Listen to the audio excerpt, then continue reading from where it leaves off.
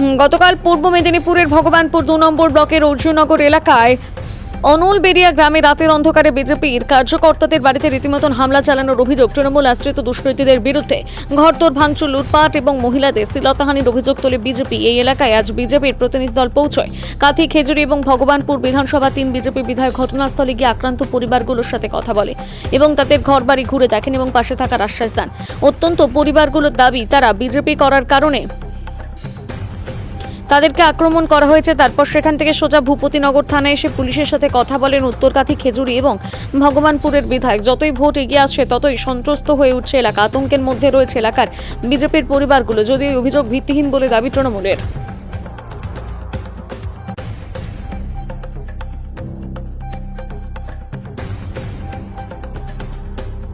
ঘটনাটা কাল 8:30টার মধ্যে আমার বাড়িতে এসে হামলা। আমাদের বাড়িতে ছেলেরা ফিস্ট করেছিল সকালে, এই রাত্রে এসে ওরা হামলা করেছে, সব কাঁচ টাঁচ ভেঙে দিয়েছে। অশ্লীল ভাষা বলে বেরিয়ে আয় তোর, সে মানে অশ্লীল ভাষা বলতে পারেন তৃণমূলের ক্যাডাররা। ওরা এসে এইসব হারমাদরা এসে এইসব করেছে, আরো উল্টাপাল্টা বাজে কথা বলেছে। আরো বলছে ওই যে পতাকা তোলা হয়েছিল, আমাদের বাড়ি ফিস্ট হয়েছে, এইটা বিজেপি করি সেইগুলো, সেই জন্যই হামলা করেছে। অনেকটা আতঙ্কের মধ্যে আছে আমরা, থাকতে পারছি না এমন অবস্থা। আর আমরা বাইরে বেরোলে ওরা হুমকি দিয়ে কথা বলে। আমরা এর প্রতিকার চাইছি, যাতে ওরা হ্যাঁ হ্যাঁ ওনারা তো আমাদেরকে প্রতিশোধ দিয়ে গেলেন। আর আমরাও থানাতে গেছিলাম, এফআইআর করে। আমরা আতঙ্কের মধ্যে আছি। আমার নাম রেনুবালা বিরা। আজকে রাত 8টায় তৃণমূলের হারমাদ বাহিনী অর্জুননগর গ্রাম পঞ্চায়েতে অনলবেড়িয়া গ্রাম, সেখানে ভারতীয় জনতা পার্টির কর্মী যারা আমাদের পদ্ম ফুলের চিহ্নে যে ফ্ল্যাগ, সেই ফ্ল্যাগ উত্তোলন করেছিল এবং রাজনৈতিক কর্মসূচি নিয়েছিল। কিন্তু আজকে এনআইএ কেসের যে আসামি, যে কুখ্যাত আসামি, যে সমাজ বিরোধী, এই এলাকায় ছাপ্পা মেরে মানুষের ভোটাধিকার কেড়ে যে জেলা পরিষদে কমিশনে টাকা নিয়ে হারমাদ এবং বিভিন্ন জায়গা থেকে সন্ত্রাসবাদীদের তুলে নিয়ে এসে অর্জুননগরের রেণুকা বেরা, বিভাস প্রধান এবং রঞ্জিত আড়ই, প্রদীপ আড়ই এবং আরও 4খানা বাড়ি ভাঙচুর করেছে এবং লুট করেছে। এবং পুলিশ নীরব, পুলিশের সামনেই এই ঘটনা ঘটেছে।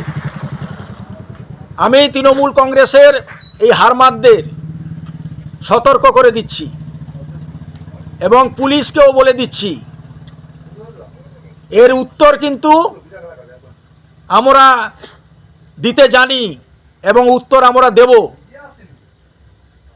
যত সময় না পর্যন্ত এরা গ্রেপ্তার হচ্ছে, যদি গ্রেপ্তার না হয় তাহলে কিভাবে উত্তর দিতে হয় আমরা তার দেব। যারা সমাজ বিরোধী হারমাদ, যারা প্রায় 50খানা বাইক নিয়ে বাড়িতে ঢুকে মহিলাদের শ্লীলতাহানি করেছে, যারা বাড়িতে আসবাবপত্র ভাঙচুর করেছে, তারা সমাজ বিরোধী, তারা ঘুরে বেড়াচ্ছে পুলিশের সামনে। তাই পুলিশকে বলছি, দ্রুততার সহিত গ্রেপ্তার করুন, নাহলে ভারতীয় জনতা পার্টি রাজনৈতিকভাবে কিভাবে মোকাবিলা করতে হয় আমরা করব।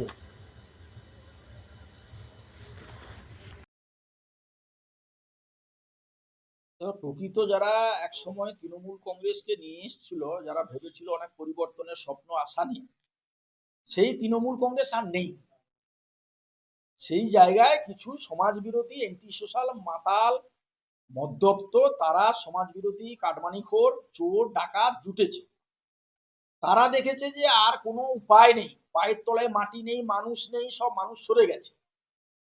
যে সমস্ত লোকেরা বিজেপির ছাতার তলায় চলে আসছে, তো এখন মথুরা ভেঙেছে, কাল আড়ুবাল ভাঙবে, কাল অর্জুনগরে যারা আছে তারা আসবে। অর্জুনগরে তো এমনি যারা এই চোর ডাকাত গুলো দিনের বেলা তৃণমূল, রাত্রিতে বিজেপি নেতার হাতে ধরে পায়ে ধরে বলছে দাদা আমি আগামী দিনে আছি, আমি অমুক আছি।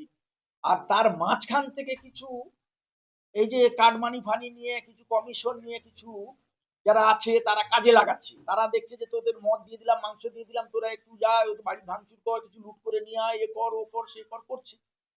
তো তারা এই করে ফেলছে, কিন্তু তারা বুঝতে পারছে না তাদের ভবিষ্যৎ কি। যার জন্য চেষ্টা চালাচ্ছে, কিন্তু এই চেষ্টাতে তার সফল হবে না। মানুষ তো একদম সিদ্ধান্ত নিয়েছে। আমি বলছি আমি লোকের বাড়ি ভাঙতে যাব কেন? আমি যদি রাজনৈতিক দল হই, আমি যদি একটা তৃণমূল কংগ্রেস, এই রাজ্যে মানুষ 15 বছর ধরে এই দলটাকে দেখছে, এই সরকারটাকে দেখছে, যদি আমি কাজ করে থাকি, উন্নয়ন করে থাকি, তা আমি লোকের বাড়ি ভাঙতে যাব কেন? বাড়ি লুট করতে যাব কেন? আমি মুরগি চুরি করতে যাবো, লোকের মুরগি নিয়ে পালাচ্ছে, কার কড়াই নিয়ে পালাচ্ছে, কার হাঁড়ি নিয়ে পালাচ্ছি। এ কোনো রাজনৈতিক দল নাকি? এটা তো সার্কাস আর ডাকাত। তো তার জন্য ভয় পেয়ে এইসব করছি, বিরাট ভয় পেয়েছে, তো এমনি কিচ্ছু না। আর একজন সে বড় ডাকাত, যেটা কয়েকদিন আগে 21-এর আগে শুভেন্দু বাবুর জুতোর তলায় বসে থাকতো, সে জনরোষটা 21-এ দেখেছে, সে আবার ঘুরে এসছে, দিয়ে বাণিজ্য টাণিজ্য করে 23-এ ছাপ্পা টাপ্পা মেরে অর্জুনগর থেকে সে এখন কর্মাধ্যক্ষ হয়ে কিছু কাটমানি খেয়েছে, 5% 6% করে রাস্তার টাকা নিয়েছে। পূর্ত কর্মাধ্যক্ষ নাকি, 2 মাসের পরে সব রাস্তার পাথর উঠে যায়। তো সেই রকম সে চেষ্টা চালাচ্ছে বলে আমি একটু স্বপ্ন দেখছি, পুজোর তো স্বপ্ন হয় না। তো সে কিছু মাতাল টাতাল 2 নম্বরই যারা চাকরি চোর, এ চোর, যারা টাকা নিয়েছিল তাদেরকে নিয়ে এসছে, তারা সে এইসব নোংরামি করছে, লুট করা। কিন্তু লুট এরা কি করে, যে বাড়ি ভেঙে লুট করা, মহিলার গায়ে হাত লাগানো, এইসব কাজ সভ্য বর্বর। অরিজিনাল তৃণমূল কংগ্রেস বলে কিছু নেই, অস্তিত্ব নেই।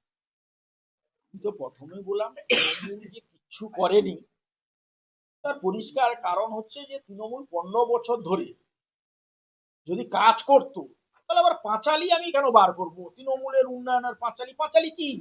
আমি লোকের কানে কানে মাইকে প্রচার করে শোনাতে হবে কেন আমি উন্নয়ন করছি, উন্নয়ন করছি? আরে যদি উন্নয়নই হয়ে থাকে তো মানুষ চোখের সামনে দেখবে। আরে এই রাজ্যের মুখ্যমন্ত্রী ক্ষমতায় আসার আগে কি বলেছিল, যে আমি 3 মাসে 4 মাসে পুরো বাংলাকে একদম সোনার বাংলা করে দেবো। যে সরকার দিয়ে দিতে পারবে না সে সরকারের ক্ষমতায় থাকা অধিকার নেই। কাকে বলেছিল? সিপিএম তৎকালীন বাম সরকার। তো ডিএ যারা পায়নি, আজকে বছরের পর হাইকোর্টে যাচ্ছে, সুপ্রিম কোর্টে যাচ্ছে। এই রাজ্য সরকার প্রায় হাইকোর্টে 20 কোটি টাকা অ্যাডভোকেট দিয়েছে, 20 কোটি টাকা। সুপ্রিম কোর্টে প্রায় 15 কোটি টাকা দিয়েছে, শুধু খালি যারা ন্যায্য অধিকারের জন্য যারা লড়াই করছে তাদের বিরুদ্ধে উকিল লাগে। কার টাকা? মানুষের ট্যাক্সের টাকা। এটা অসুস্থ মুখ্যমন্ত্রী, এ তো মানসিক বিকারগ্রস্ত।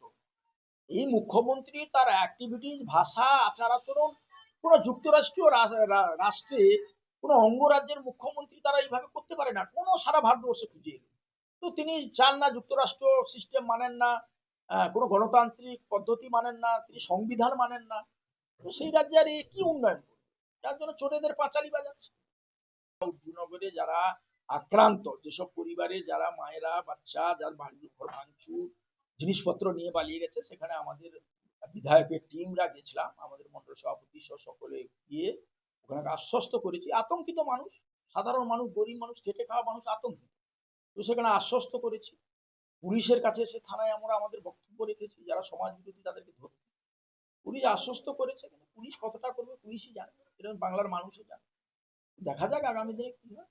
কিন্তু বিসর্জন হচ্ছে 26-এ, এটা একদম নিশ্চিত। নমস্কার, আমি শ্রী পীযুষ কান্তি পণ্ডা। আমি এখন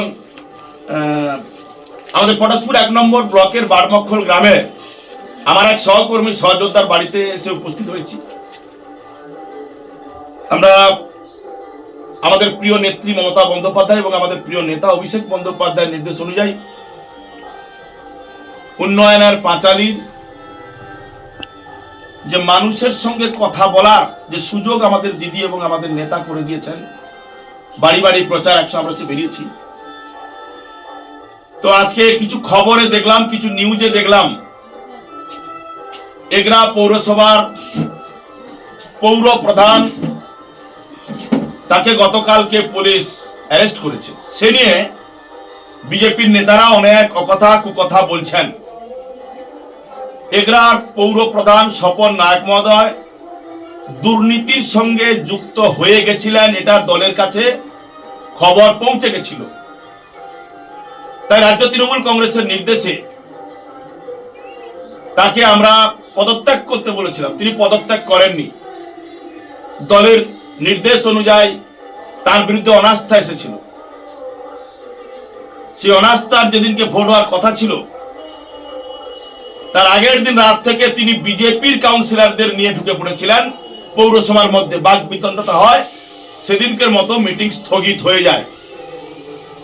দুর্নীতিগ্রস্ত একজন তৃণমূল কংগ্রেসের নেতা,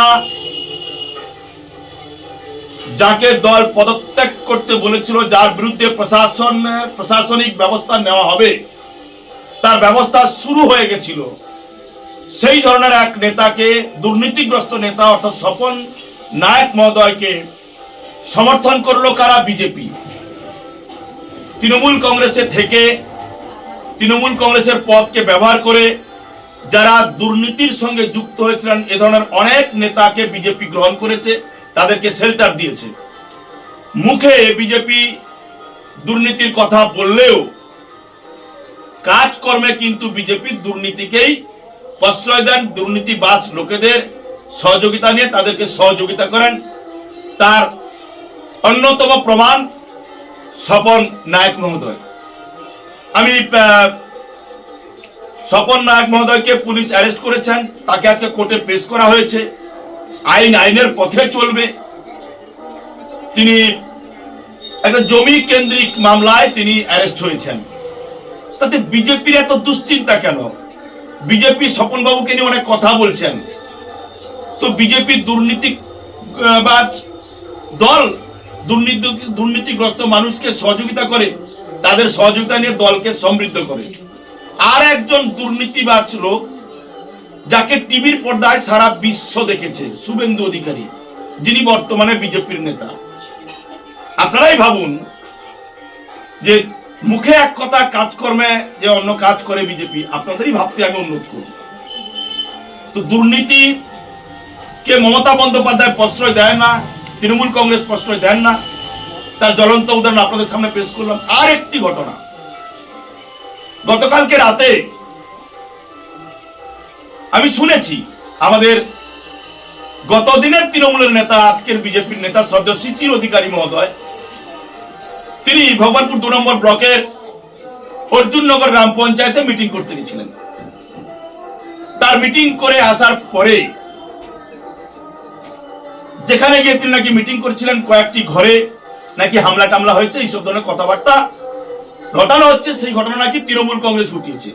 আমি আপনাদের সামনে বলতে পারি যে ওই ঘটনা ঘটিয়েছে তৃণমূল কংগ্রেস নয়, তৃণমূল কংগ্রেসের কোনো কর্মী নয়, ওই ঘটনা ঘটিয়েছে বিজেপির অন্য গ্রুপের নেতা কর্মীরা। আজ থেকেই বিজেপিতে বিভাজন হয়ে গেছে। কেউ শুভেন্দু বিজেপি করে, কেউ দিলীপ বিজেপি করে, কেউ সুকান্ত বিজেপি করে। বিভিন্ন গ্রুপের নেতারা বিজেপির নিজেদের মধ্যে ঝগড়া করছেন আর তৃণমূল কংগ্রেসকে বদনাম করার চেষ্টা করছেন। অর্জুননগরের ঘটনার সঙ্গে তৃণমূল কংগ্রেস কোনোভাবেই জড়িত নয়। নমস্কার।